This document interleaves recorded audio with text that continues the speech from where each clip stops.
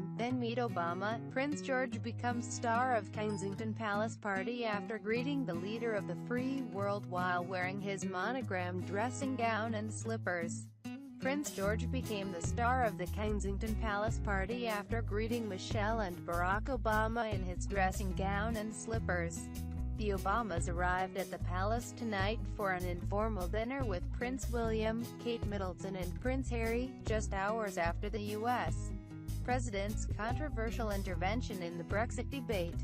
But it was the 2-year-old prince who stole the limelight after pictures emerged of George shaking hands with the leader of the free world wearing his nightwear, a pair of freshly pressed blue gingham pajamas, monogrammed dressing gown and a pair of slippers with aeroplanes on.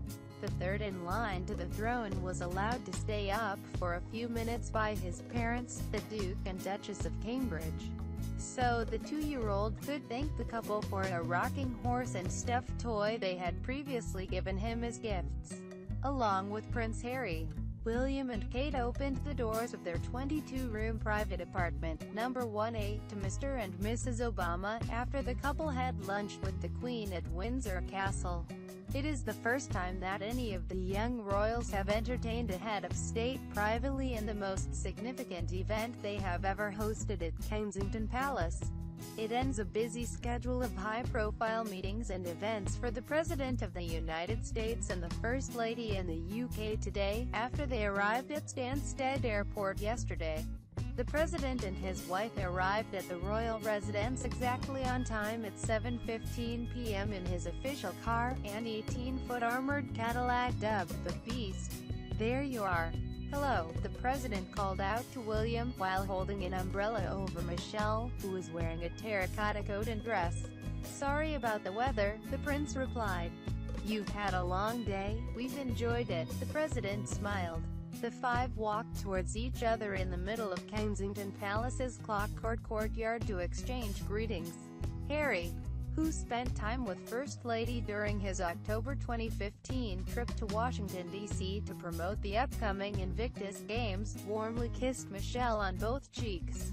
They all spoke briefly before heading towards the entrance of 1A for a brief photo op. Ever the gentleman, President Obama offered his umbrella to the Duchess. "Thank you," she replied.